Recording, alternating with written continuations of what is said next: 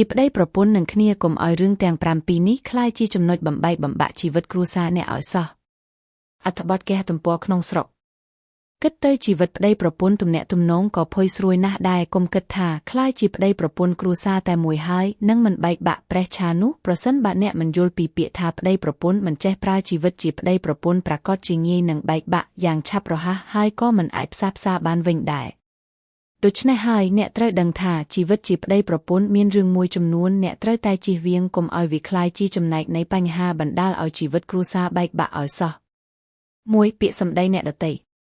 ជាប្តីប្រពន្ធត្រូវចេះជឿជាក់និងទុកចិត្តគ្នាទម្រាំតែឈានដល់ចូលរោងរៀបការប្រកាសជាស្គាល់ចិត្តថ្លើមគ្នាច្បាស់ហើយទោះមិនច្បាស់ក៏ខ្លះដែរដូច្នេះហើយកុំចេះតែស្ដាប់ពាក្យសម្ដីចាក់រុកអ្នកដទៃពេកអ្នកក្រៅមួយចំនួនធំគេមិនចង់ឃើញគ្រួសារយើងមានសុភមង្គលឡើយគេចាំតែសាយចំអកនិងជន់ពន្លិចតែប៉ុណ្ណោះស្ដាប់ពាក្យគេច្រើននាំឲ្យប្តីប្រពន្ធបាត់បង់ទំនុកចិត្តនិងភាពជឿជាក់លើគ្នា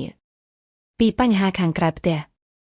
ធម្មតាប្តីប្រពន្ធរមែងមានកិច្ចការងារនៅក្រៅផ្ទះការរកស៊ីរៀងខ្លួនតែមិនថាការងារការរកស៊ីមានបញ្ហាច្រើនប៉ុណ្ណាក៏កុំយកបញ្ហាទាំងនោះមកធ្វើជាភ្នក់ភ្លើងនាំចូលមកដុតអ្នកនៅក្នុងផ្ទះគេថាអ៊ីខឹងគោកុំវារទេរឿងក្រៅផ្ទះកុំយកមកចេះដាក់ក្នុងគ្រួសារបើមានបញ្ហាគួរតែយកមកពិភាក្សាគ្នាមិនមែនរករឿងឆ្លោះគ្នានោះឡើយ3គំនិតគ្រួសារទាំងសងខាង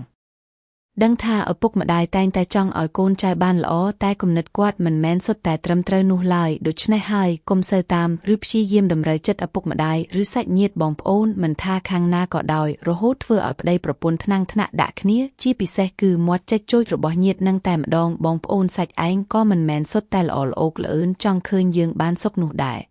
4ការជួបជុំមិត្តភក្តិរឿងស៊ីផឹកជួបជុំមិត្តភក្តិនឹងក៏អីចឹងដែរបើមានដៃគូម្ខាងណាមិនពេញចិត្តហើយម្ខាងទៀតត្រូវតែព្យាយាមតាមដៃគូផងកុំចេះតែខ្លាចមិត្តអន់ចិត្តព្រោះតែមិនបានទៅស៊ីផឹកឬដើរលេងជាមួយគេហើយមិនខ្លាចមិនក្រែងចិត្តប្តីប្រពន្ធខ្លួនឯងនោះធ្វើបែបហ្នឹងគេហៅថាមិនគោរពនិងឲ្យតម្លៃមនុស្សនៅក្នុងផ្ទះ5ការលាក់បាំងផិតក្បត់ដាច់ខាតកុំមានចិត្តផិតក្បត់ប្តីប្រពន្ធកុំឃើញអ្នកផ្សេងល្អស្អាតសង្ហាឬព្រោះតែដុល្លារទ្រព្យសម្បត្តិគេស្ដុកស្ដាំក៏ហ៊ានបោះបង់មនុស្សដែលក្រាបក្បាលដល់កន្ទេលជាមួយគ្នានោះអ្នកថ្មី95% មិនស្មោះនឹងយើងដូចប្តីប្រពន្ធយើងឡើយគេមើលឃើញតែប្រយោជន៍ពីយើងទេ6បញ្ហាការចំណាយនិងចំណូលជឿថាមានប្តីប្រពន្ធមួយចំនួនត្រេកត្រអាលណាស់ពេលដៃគូរកបានច្រើនតែពេលដែលរកបានតិចតួចបាត់បង់ប្រាក់ចំណូលបែរជារករឿងឆ្លោះគិតតែបន្ទោសគ្នាតែមិនព្រមចាប់ដៃគ្នាខំប្រឹងបន្ថែមទេបើបែបហ្នឹងមិនយូរឡើងជីវិតប្តីប្រពន្ធអ្នកនឹងដើរដល់ផ្លូវបំបែកព្រោះតែការមិនចេះរួបរวมគ្នាចាំតែចង់បានលុយចូល7ល្បែងស៊ីសង